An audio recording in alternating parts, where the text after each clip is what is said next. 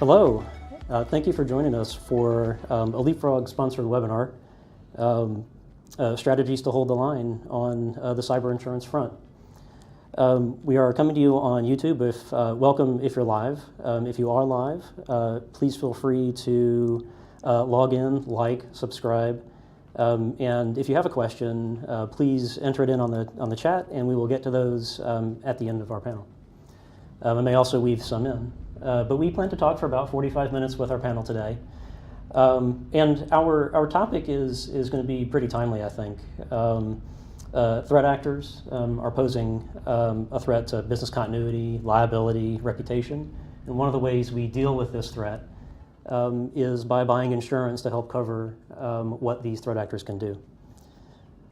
With me today, our panelists, who actually just voted our hold music most likely to be found in Mall Music, are Rob Huber, just to my left, the Deputy Managing Director of Core Assurance. Core Assurance is a private insurance advisory and risk management firm. Bryant Tow, in the middle here, is the Managing Principal of CyberRisk. CyberRisk is an information security services firm that's focused on enterprise risk management.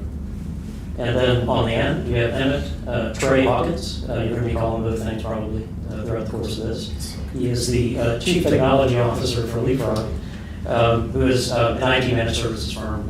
We support a lot of clients that find themselves really working intently with the topic that we're going to talk about today.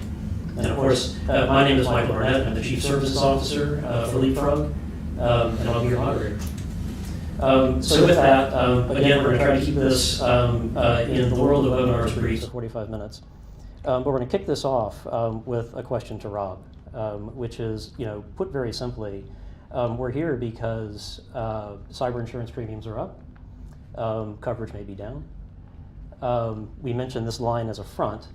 What is causing this front to do what it's doing? Why is this front becoming expensive, and why is it moving? Well, Michael, good morning. Thanks for having me this morning. I appreciate the opportunity to chat with you all about a pretty dynamic and volatile industry, or part of the insurance industry right now. So I thought I'd set the stage perhaps with a few comments that might create some context around why, and then talk about what's happening specifically from the insurance carrier community. Small and mid-sized enterprises, 93% of them that reported having a cyber incident in the last 12-month period reported a severe impact to their business, a loss of income, a loss of use, a loss of ability to prosecute their business. 35% reported damage to their reputation, and as a result, loss of some client base, perhaps a difficulty in recruiting employees, all very difficult. With that, of that group, only 3% purchased cyber liability insurance. That's startling. That's right. It really is. So let's talk about the insurance business just in general terms. In its pure form, insurance is the most basic form of supply and demand, the strain caused by a lack of supply and an increase in demand. And what happens with that? An increase in price. The insurance industry is a little bit more difficult than just that. It's not just about price, it's also about reduction in available coverage, sometimes a limitation on the coverage that's applied to a given class of business or type of business, dependent upon what it is. And so today, there are roughly 150 to 160 carriers that tout the ability to provide a cyber liability product. In reality, there's a dwindling number that are willing to deploy their capacity to put their balance sheet at risk on behalf of small and mid-sized enterprises that aren't stepping up and protecting their business in more modern and complex ways. So it's a challenge. It's a real challenge. You mentioned price. Obviously, that's the easiest thing to see what's happening with the insurance policies that are available today.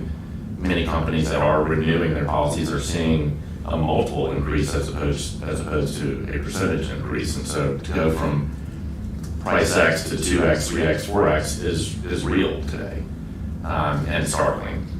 I mentioned the reduction in terms and conditions. That's been a very real phenomenon over the last 18 months to 24 months.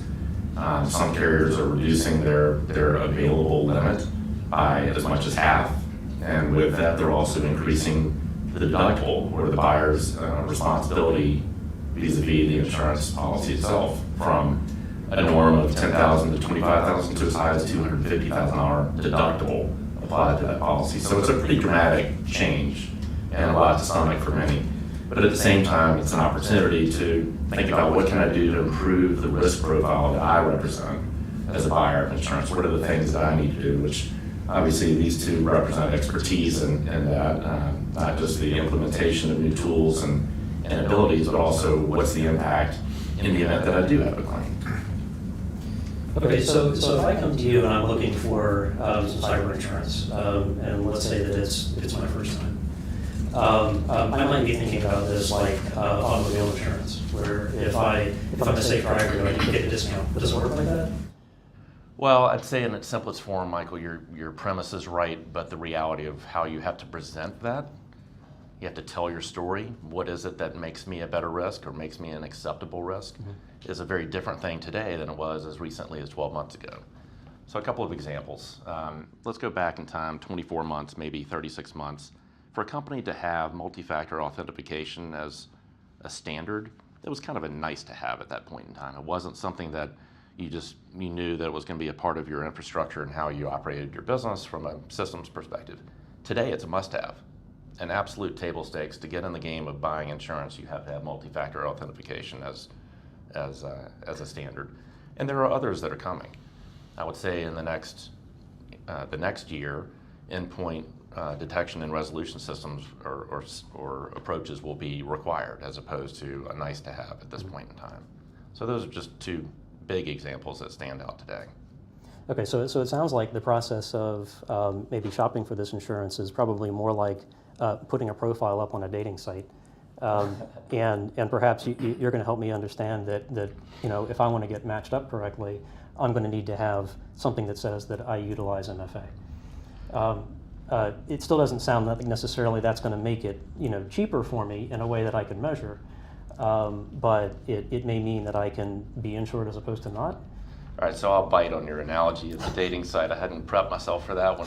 Didn't see that one coming. It really depends on what the outcome is that you're looking for. If you're looking for a cheap date, perhaps a one-time cheap date, then you might fib a little bit. And I would suggest that that's not good for the long-term survival of your company. Storytelling is such an important part of how you position yourself in purchasing an insurance. It's not just checking off the boxes on the application, but rather behind each question, what are the things that you've done to improve what we in the insurance business call your risk profile? And that's what makes you a much more attractive candidate for an insurance company to say, yes, I'd like to provide this insurance for you because you have done the things that are necessary to make yourself a more attractive potential customer for us. Okay. All right. So let's talk about this list of things, these list of traits. Maybe I won't try to take that analogy too far, but Trey, you work in a world where you get to see the list of desires. Say, hey, especially in a renewal, you're given something that says you have all of these things. What are we seeing on that sheet? Well, just like Rob was talking about, in years past, it was relatively simple. I think the checklist was maybe 5 or 6 questions. Do you have antivirus software? Do you have backups? And are your backups stored offsite somewhere? Right. And that used to be how it was, but now the questions are much more in depth. You have questions around third-party risk programs. Do you have a way to assess the risk of your providers? A lot of high-profile cyber events have been around not the company's security, but the security of a business that does business with you. So I think it was Target where the HVAC company was the one that was compromised and led to that big exposure. So third-party risk is on those questionnaires. EDR is certainly on the questionnaires now, and that didn't used to be there. What's EDR? So endpoint detection and response. And there's an alphabet soup around detection and response. So there's EDR, MDR, XDR, but at the end of the day, all of those solutions are designed to provide a way of understanding what's happening in an environment if the main defenses don't catch it, right? So can I find a pattern of activity that's happening on my endpoints, which is the largest attack surface for most organizations, on an EDR platform. An XDR platform may be looking at multiple sources of indicators of compromise to see if there's something happening. Versus an MDR is, do you actually have an organization managing what that detect and response system says? So there used to be other terms called SIM, and SOC services. They all sort of get blended into the alphabet soup blender, but at the end of the day, these DR platforms are designed to help shorten the time window between an actual compromise or an actual vulnerability being exploited and shorten that time window before it actually turns into an event, and a loss for the organization. So EDR's on there.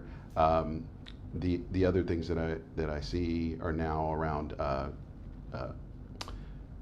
the quality of your backups. Are they encrypted? Are they ransomware proofed, if you will? So are they stored in a way that cannot be erased? Then they also ask about, are you running a information security awareness program? Because your other big attack surface is all of your employees, right? So are you running a program? How often are you running it? Do you do proactive testing of your employees, either through like a phishing testing program, or do you actually have a pen test that you do on a regular basis? And have you actually dealt with the results that come across it? One of the things that I think is fascinating, I started seeing this within the last probably 18 months, is that the cyber insurance carriers are actually conducting pen tests on the clients, not even telling them. Like, hey, you're filling out this application, you answered that you don't have any out-of-date operating systems. I have this report here that shows you still have Windows 2008 running on a server that's open to the internet. What about this guy? Wait, how do they know that? How do they figure this out? So they are doing vulnerability and pen testing based on your public network or your public internet persona in advance. So it's almost like a credit score, right?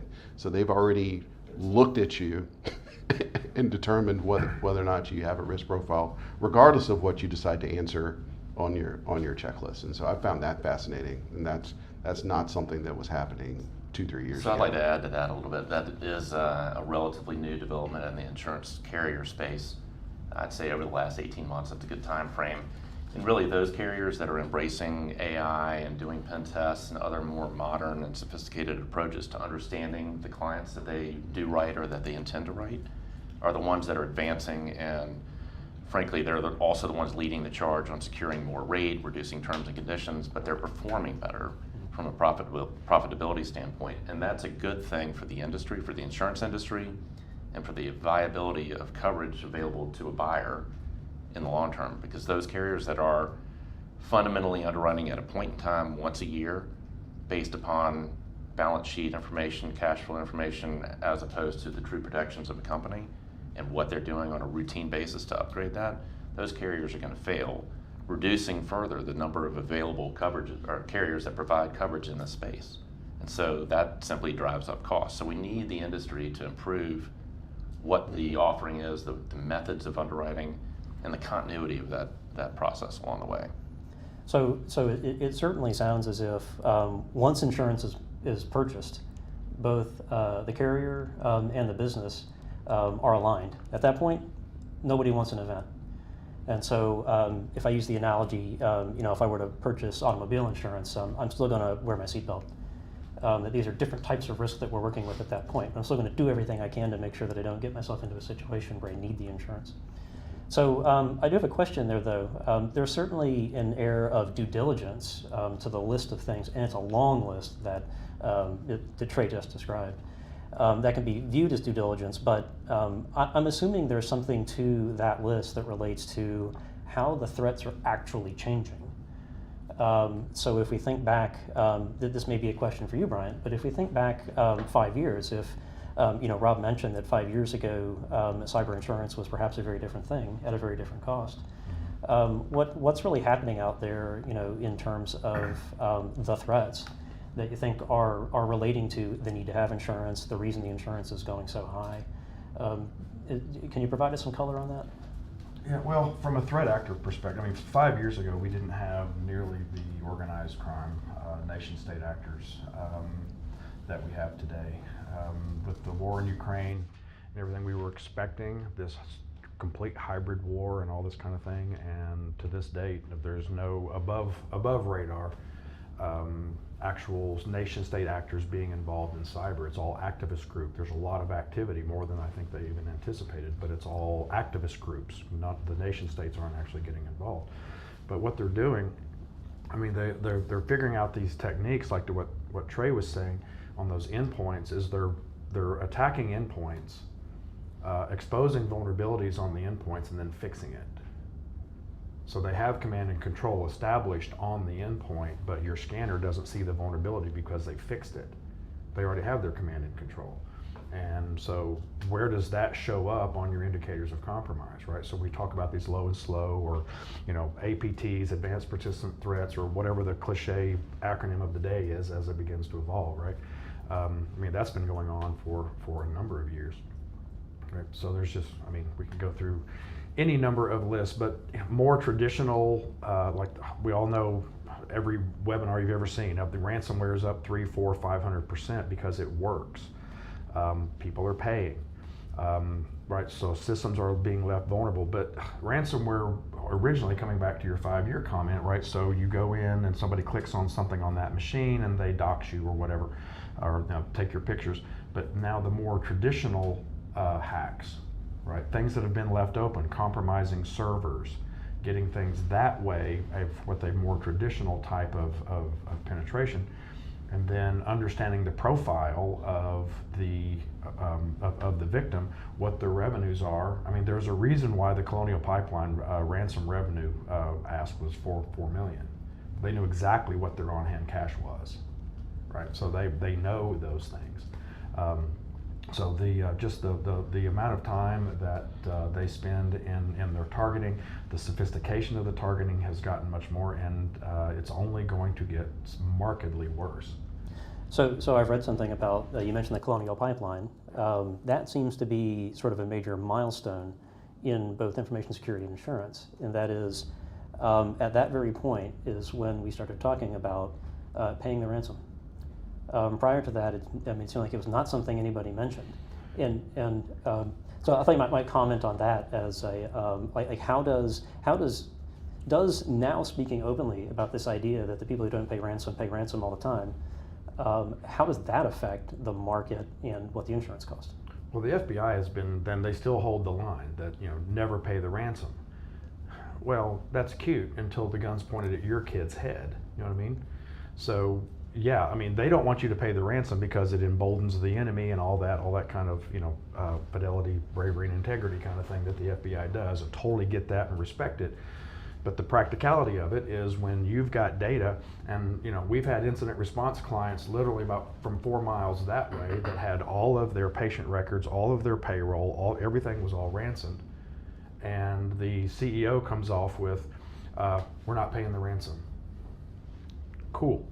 Well, we get with the CIO, we've got to reverse engineer. What is it going to take for me to rebuild and get this system back up online? We've got 9 programmers in 6 months before you're going to cut a payroll check. Well, that decision quickly got changed, and now we're into a negotiation phase, right? So there's a whole different process in there between, you stand that line that you're not going to pay the ransom. Well, when it's your kid's head, it kind of becomes real, right? That dynamic is real, and what it's done is created a better alignment between the buyer of insurance and the carrier themselves, so that there's a shared responsibility in how you pursue improving the risk, what stance you take on paying a ransom demand, what that demand entails, and so on and so forth. And it really is a fundamental shift in the way that the industry is working hand in hand with the buyers of insurance today, because it's different because of that shared alignment and responsibility with one another. So I've heard a couple different things about ransomware. One was, I think there was mention that the amount of either ransomware, I suppose, insurance, or perhaps the capability of the company to pay has a lot to do with what somebody asks for. And I've heard it said the best way to not get your identity stolen is to be sure that you got bad credit. And it, is the same, maybe similar here. Like if I buy more ransomware insurance, am I just going to pay more ransom? It may not be a fair question, but it's something that I'm hearing in the discussion. Is a possibility. The theory of deep pockets is certainly fundamental to the insurance business, and those that have deep pockets are either the buyer themselves, if they're a leader in the industry, whatever industry that they're in, and they have a healthy balance sheet and strong cash flow, that represents a deep pocket, but so does the insurance carrier community. So first of all, you don't advertise what kind of insurance you purchase, what limit you purchase ahead of time. That would be far too easy for the criminals to say, let's go after that one. Mm-hmm. But in reality, the availability of coverage for ransomware demand itself has become constricted over time. The willingness of the insurance carrier community to put forth that kind of capacity, that's not the reason for the demand. I think that understanding the logic behind and the finances behind anybody who's impacted by ransomware demand is the starting point. So Colonial is a great example. They understood what the kind of the capacity for payment would be without too much hassle. Mm-hmm. Okay. Well, and something else there too, when you talk about the deep pockets principle, there's an old adage in asymmetric warfare: why do I attack a tiger when there are plenty of sheep for the slaughter, right? It's been around for thousands of years. So, and ransomware guys know that. So there are groups that go after the big guys, but for the most part, most of the organized, the ransomware as a service, most of those guys, they're going after the small and the medium business because there's less budget, there's less attention. There may not be an IT department. They may rely on a provider, for such things and all that. So the opportunity to be successful at call them microtransactions or maybe something like that, if you will, the opportunity to be successful way much outweighs the opportunity to work and maybe be successful once. Okay. Right, so the spray and pray, all these things that are going out, but the ransomware as a service, this whole process has become its own supply chain. And there are ransomware distributors, the people that only focus on doing that. If there are ransomware coders, people that only focus on doing that. There are the intermediaries that are responsible for doing this part, and they all share a little bit. And because of, just a natural division of labor in that way, that's why we're seeing that great increase. But coming back to the principle of deep pockets, why do I have to be right once with 2 years worth of work when I can be right literally 10,000s of times, $1,000, $2,000, $3,000, $4,000, and once they find out you're a payer, they're coming for you again. So one of the first things that we do in incident response is where's the next smoking gun? Because I promise you there's one there. Okay. So to break this down a little bit, it may not be fair to think about this as direct cost control, but it does sound like a lot sort of coalesces around this checklist that we're talking about, this list of controls or list of software. We can use it to put our best foot forward and say that, yeah, we can check the boxes. Some of these, and get a better price on insurance potentially. We can take what's on this list and implement it. And ostensibly that is going to help us avoid, that's going to be our seatbelt, that's going to help us avoid the eventual incident. But it never seems as simple as just a list of things. If I go out there and I do that list of things, am I going to be okay? No. Because at the end of the day, this is all about making sure, first and foremost, I don't go out of business. From a financial standpoint, do I have enough dollars to keep operating?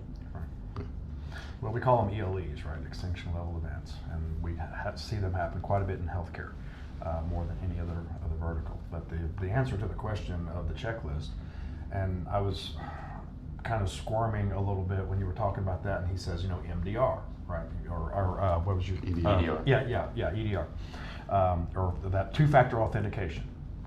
Do you have two-factor authentication? Yes. Really? Where? Right. Mm-hmm. Yes, you have it. What's it doing? where do you have, you can say that you have it, that's the checkbox that says that you have it, but you have, to his point, you've got 30 different SaaS vendors that where you're outsourcing your Paylocity, or you're outsourcing your catering, or you're outsourcing your this, or you're outsourcing your that. Do you have two-factor there? They have not only your payment data, they have your customer list, they have all that. Do you have two-factor there? So what I'm saying to all of that is that checklist is a good place to start, but unless you have all of those things integrated in a program and a deterministic risk around each of those things and how it works, because what we found in what we call the ring of security is that if you covered your technology perfectly, half of your attack surface is still wide open, right? Third-party risk. Where on that checkbox does your managed detection or your two-factor cover third-party risk, or training and awareness, right? Or business continuity, incident response, all those different things that go into a program. And when you do the root cause analysis on any of these headline breaches, I love that we're still coming back to Target as the poster child for third party. It's so funny to me, bless their hearts. I mean, with a name like Target, you'd think they'd have seen it coming.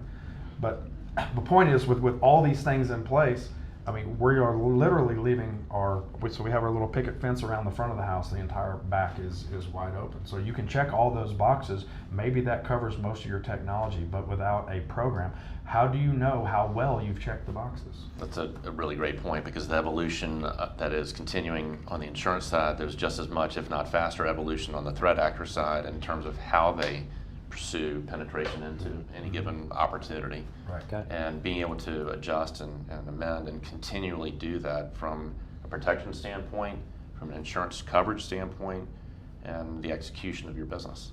Right, so that evolution, no chief security officer ever lives happily ever after.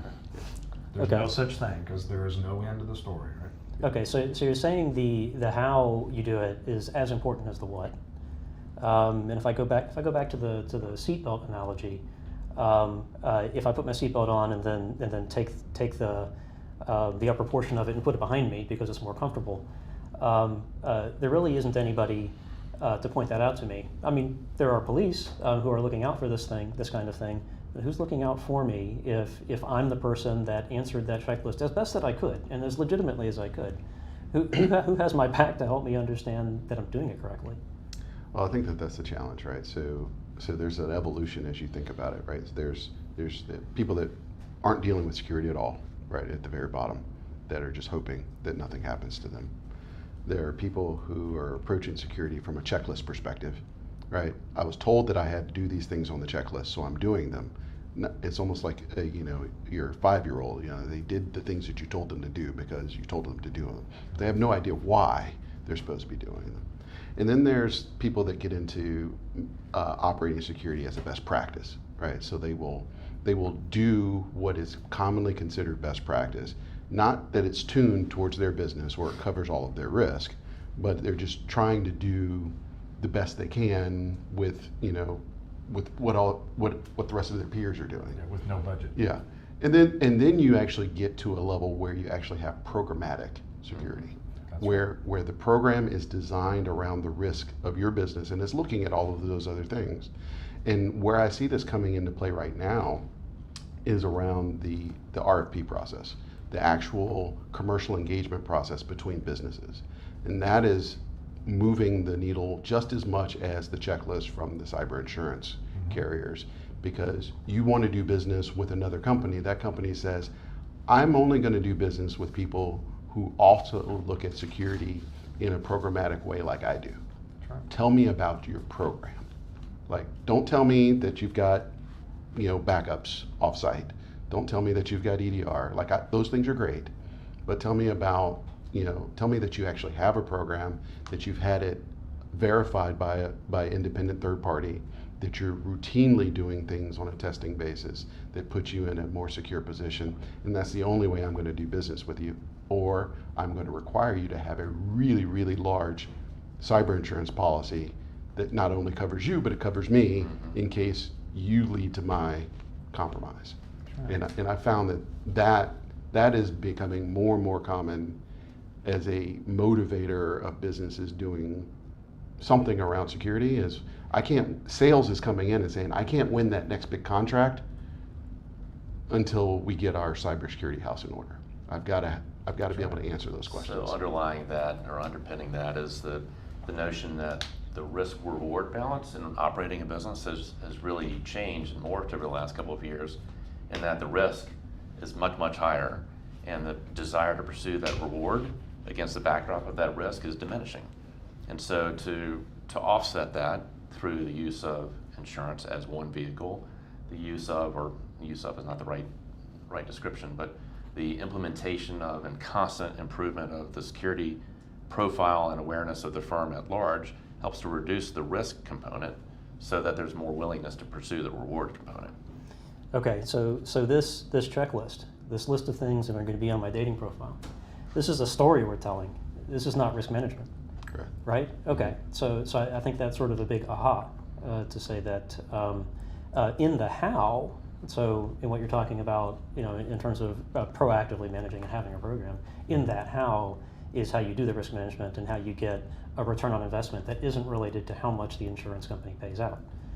Okay, so that's very interesting. Now, one thing I like to explore a little bit is so we have this sense that if we tell the best story we can, and they're going to provide us the guidance of this checklist, we're likely to both find insurance and ideally be able to pay for the insurance. But there's this other aspect of cost that relates to an event actually occurring. It might be big, it might be small. These days, I guess statistically, according to the group here, it's likely to be ransomware. You're likely to be ransomed. What's happening when that event occurs? And specifically, and firstly, there are a lot of things that I hear I'm going to get from my policy that sound awesome. That I paid for the ransom to be paid. I'm supposed to get some groups call them incident coaches or incident managers. Right. What is the nature of that? What do I now get with this cyber insurance policy? Well, when you purchase insurance, regardless of what kind it is, the moment that the purchase is complete, it's an inactive relationship. Typically there's no engagement between the buyer of insurance and the insurance company. You don't really want that. However, the moment that an incident peeks its head above the grass line and then ultimately morphs into what could be a cataclysmic event in the cyber arena, is very much an active engagement between the insured and the insurance company. The insurance company's motivations ultimately are to make a profit. Let's be clear, they're in business to make money. The best way for them to do that is to grow their business, to grow their reputation, their ability to provide services in addition to the coverage that they've deployed, their balance sheet at the end of the day. So they amass resources, capabilities that are mostly in the risk prevention arena, but also in the claim adjudication arena. And in order to do that, aligning themselves with forensic accounting, attorneys who are specialists in understanding the entire landscape of a cyber event, PR firms that know how to communicate very effectively and quickly to all impacted or potentially impacted parties. Those services are now built into that list of resources that you were alluding to. I knew that was going to happen. And are fundamentally critical to the process. And Bryant lives in that world day in and day out. Yeah. So when we get the call, typically, gosh, where do you want to start? The insurance company at that point, but like you were saying, I mean, their job is to make a profit, and what we have seen over the past couple of years, as it's directly proportional as the ransomware and as these other attacks get more sophisticated and better, the less the insurance companies want to pay. They start with not wanting to pay by making you go through the checklist, making you have all these things. Now they have your checklist, they have your attestation, the things that you said that they're going to do. Now they're looking for the fine print. They're going to immediately start looking for anything that they can show, well, you did something stupid, you said that you did that, you did this, we're not paying you.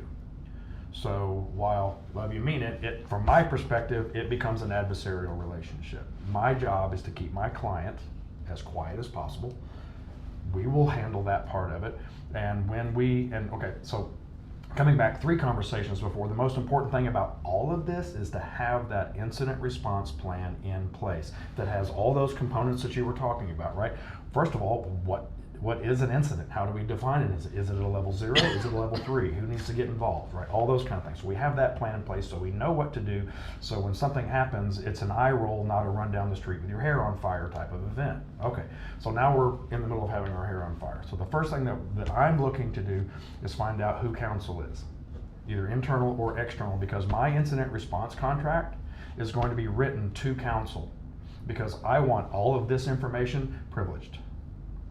Who's counsel? Whoever the counsel, and we would have had that figured out if we had the incident response plan in place, right? So, but if it's internal counsel, I prefer that internal counsel to refer outside. Now, that takes time to set up. We're running down the street with our hair on fire. We probably don't have time. My most immediate mission is to get the systems back up and going and receive, get back to whatever the recovery times need to be that we would have figured out if we had a business impact analysis and all those kind of things. I keep poking at this program, right?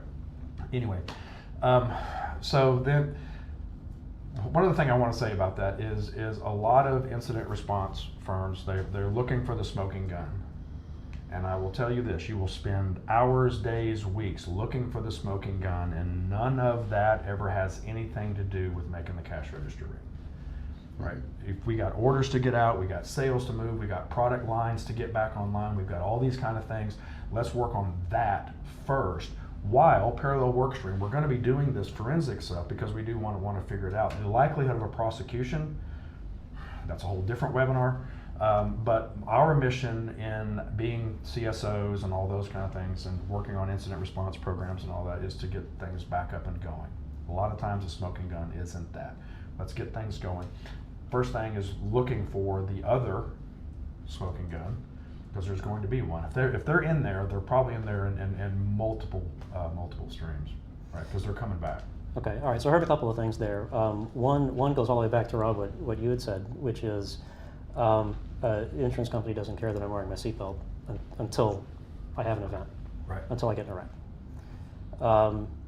And to what Bryant and Trey have said, the Chief Information Security Officer or a group such as yours, Bryant, that might provide information security program services, they care.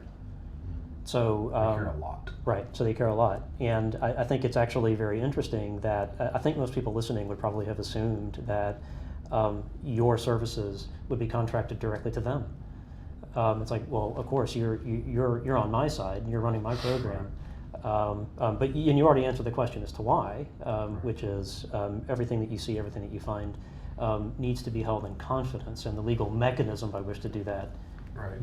Just to be clear, we write our contracts with our clients, right? Mm-hmm. We're virtual chief security officers, we're direct placement staffing security officers, we're building policy program, incident response, we're doing all of these things with the client.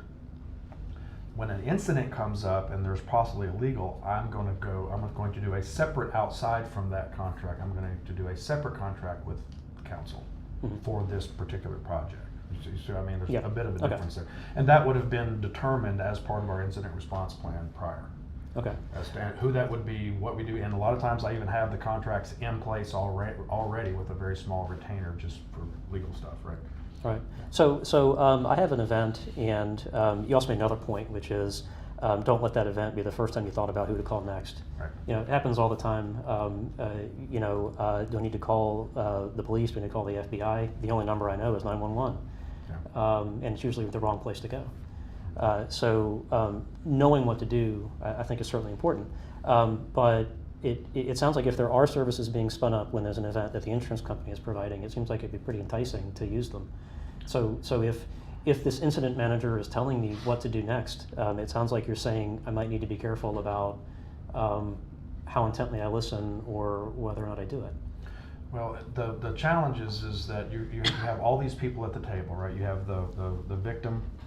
If let's say in the event that your phone systems got breached, so you've got a phone, an IP phone provider, you've got a managed provider, and you've got an insurance company, and their forensics team all involved. None of those people have an immediate mission to get the phones working. The victim wants the phones working. The phone company can't do that without the support company or the IT company. The IT company can't do it because they don't know phones. The insurance company, their forensics team, all they're doing is looking for the smoking gun. Meanwhile, the phones aren't ringing. Right? They need somebody that goes in and organizes things and says, okay, management company, we need this server. Phone company, tell them what you need. Okay, they need, okay, when? And we do hourly meetings and do progress until by 4 o'clock that day, phones ring. Right? But there's because there was an incident response plan, there's a program, there's a coordination of services. Right? Okay, so it's pretty clear that there's simply a different motivation behind what the insurance company is doing and what people working for your company does. I mean, I think it makes a lot of sense maybe even to think of this like our justice system. They've got an attorney, you've got an attorney. They've got an expert, you've got an expert. And that knowing where those people are will save you money in the long term. So I think those things have various costs, but that's pretty important. So, I mean, I can't. One thing I can't shake though is that it sounds like everything that we're talking about amounts to more dollars. That I need some insurance. I need more insurance. I need to deal with the checklist, but it sounds like I need to do much more than the checklist, and then I need people to go with that. Right. It's very similar to health insurance, right? Preventative healthcare is much more cost effective than emergency care. That's right. Right. So while the cost of preventative cybersecurity is getting higher, and it's being driven not only by cyber insurance policies and being driven by commercial contracts with other organizations, all of that translates into more expense for the organization. However, that is de minimis compared to the cost of an actual incident response. Not just ransomware. You know, you heard Bryant talk about what the cyber insurance company is interested in, that forensics. That forensics activity is extremely time consuming and extremely expensive, and it doesn't make you any money, right? But you have to do it in order to determine whether or not you've patched all the holes and whether or not the incident happened because of negligence or happened because of just bad luck, right? Well, and most of the time when you find the smoking gun, the remediation strategy for cleaning up the mess is most likely going to be in the 98% of the things that you should be doing anyway, right? We found a system that wasn't patched. It took us 3 weeks and whatever to find it. We found this user credential was not a strong password. We found that 98% of the time, the smoking gun is one of the things that was on that checklist that somehow got missed, because basic cybersecurity strategy or hygiene is the first line of defense for any of this,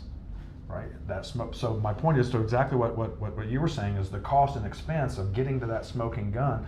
The remediation strategy that you need to go in and get everything cleaned up is 98% not going to change. It's something that was in basic hygiene. And that basic hygiene is critical to contribute to purchasing insurance at more acceptable rates than what the average company who is not protecting themselves might be able to purchase insurance. So it really is a three-legged stool at the end of the day. I mean, so you start with a checklist, you build into the program, make sure you've got all those kind of things. Basic cyber hygiene, all those things in place are the best line of defense, and then knowing that when something does, and it will, it's cliche to say now, everybody says it every webinar everywhere, it's not if but when, but it's true, that it's not a hair on fire event, it's a eye roll, right? Okay, well, we know this happened, we know what to do, we know who to call, we've got these servers, we can do this, we have hot spares where they need, or whatever all that is, and we can get back up online, and our recovery time objective for X asset is 2 hours.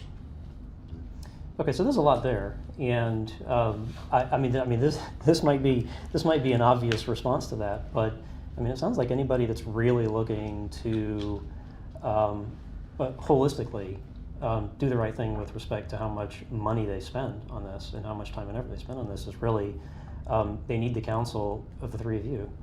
I didn't plan this, but it does really sound like it's first and foremost get help. Advocacy at the end of the day is crucial to the purchase of any service that you have or any product that you might purchase in an open marketplace. But in times of need or times of trouble, having an advocate that knows how to navigate through the quagmire is incredibly important. Wow, okay. The first question I ask, if somebody sits down and says, we want to talk about cyber insurance, my first question is, how much do you need? And then you get that dog watching television look, right? Well, I don't know. Well, we should probably start there. And if you don't have the if you don't have the framework behind knowing what your loss potential is, how do you know how much to insure? Well, let's answer that question, because we are at the point in our webinar where we kind of do need to wrap things up and move things into a couple of questions. But there is a question that is, how much is enough? And there might be a very simple way to think about it, but if I'm small and mid-sized, let's say if I've got 25 million in revenue, can I equate that in some way to how much cyber insurance, how much coverage that I require? Is there a way to say, what's the answer to that question? There is a way to back into it. You have to break down the potential costs associated with the remediation and recovery effort, which is going to be a function of communication, open communication to potentially impacted parties, the financial loss from being down, if in fact you've got a ransomware event that prevents you from operating your company, if there's an impact to any of your hardware or software systems that need to be replaced or otherwise remediated, there's obviously a definable, quantifiable cost associated with that. So add those up, put perhaps a buffer on top, and that becomes how you think about the limit that you need. Now balance that with the cost associated with additional protection, and that becomes a fundamental business decision. Okay, so there isn't an answer like I need $1 million in coverage. Unfortunately not. Yeah, I wish the formula was that easy. I mean, there's certainly a very academic way of going about it, looking at your major risks and calculating the impact of those, and then determining the likelihood, and that generating a number. But at the end of the day, most organizations, most decision makers don't have the how do you want to call it, the patience for that. They are looking for a Well, it number. costs money. Yeah, Right. yeah. Well, that process, going through that process costs money and costs time, but also it takes a certain level of maturity to have that. So what a lot of organizations do is similar to what I said before. They either do whatever their peers are doing. That's right. Right. So they just say, what's best practice? Mm-hmm. And they're looking for a number. 5 right? million. Well, Always 5 million. well, I have no idea. Well, it becomes part of those contracts, right? So you end up wanting to, such and such marketing company wants a contract with this big publicly traded business. That business says you need 10 million. So that's what they go get. Mm-hmm. Yeah. They call up their insurance broker and they say, I need 10 million. Why? Don't need to know why, because that's what I have to put on this contract. So I feel like a lot of what we're seeing right now is driven by either what's best practice or what is required, not necessarily based on a calculation of what the business truly does need, but it does require a high level of maturity to have enough people that can measure risk inside your organization to be able to calculate what your true coverage requirements would be. Yeah, and to pile on a little bit what you were saying, maybe a little bit more tactical. At the end of the day, it's a business impact analysis. Where and what are your digital assets? What are they worth? What's your recovery time objectives? How long can you be without it? What's a recovery point? How much do you need to have back to be functional? What is that actually? Because people take out things like the labor costs. All right, when you're doing business continuity, you're doing business impact analysis. You learn a lot of things when you're moving a call center from Chennai to Bangalore. Right, you learn things like pet care. I've got 5 empty seats because I have 5 people that were supposed to be answering phones that didn't have pet care. So now my call times are going up. My corporate objectives are falling because I did not have that properly prepared. We got buses, we got hotels, you can reroute the calls, you can do all that. But my point is knowing where your assets are. What databases am I counting on? What patient records am I counting on? What if you're a mobile nursing service and your nurses, you got 4,000 of them out there and you can't get to your patient records to do mobile. What does that cost per hour? Can you imagine, right? And that will tell you whether or not you're losing or whether or not you're spending money to get a business impact analysis, and you realize now that $10 million should have been 25 or should have been whatever. But there's a peace of mind not only in knowing it, but when you have that number and you to actually have an impact, a clear visibility into what the impact on the business would be from any type of a loss. You know, when Snowmageddon hit Atlanta, right? We had baseball players picking each other up on four wheelers, right, and all that kind of thing. But there were people that can't get into work, and the remote access wasn't there because nobody had tested it. All right, so there's another question from our audience. Another question from our audience, which is, are there levels of revenue that might make a company a bigger target to sophisticated attacks? Like, is there a threshold?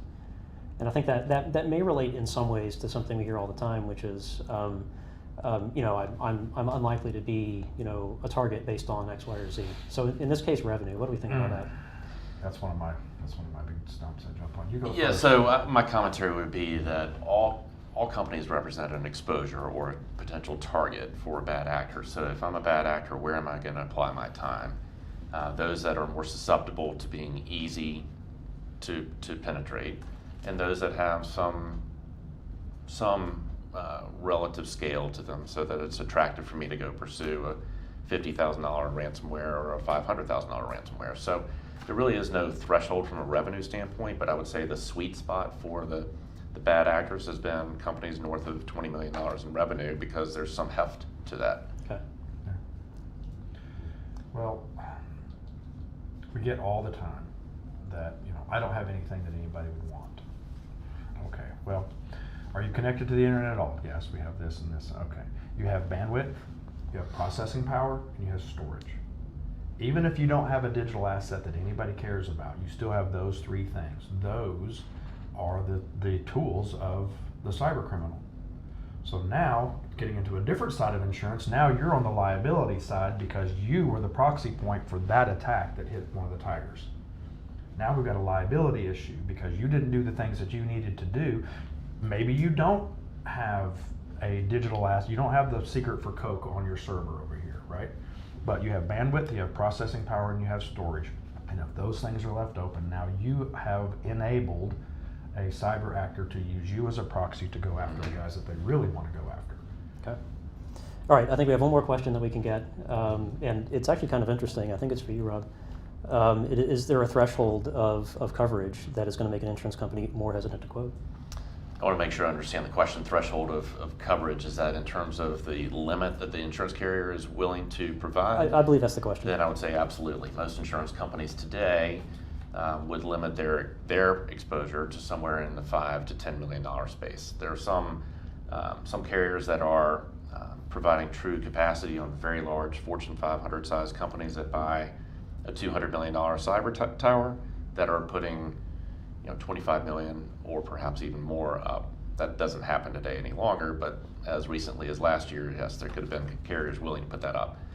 Most are in the $1 million to $2 million range at this point in time. That's what their willingness to deploy their capacity is. Okay. All right. So as a wrap up, I'm gonna summarize in 2 sentences really what I think I heard today, which is, first and foremost in terms of controlling cost, make sure that you are represented. Make sure that you have advocacy in all of this. Don't try to go cold. And then I think the other big one is make the conversation about risk, not products, not a checklist. Make it about risk. And so that came from both Bryant and Trey.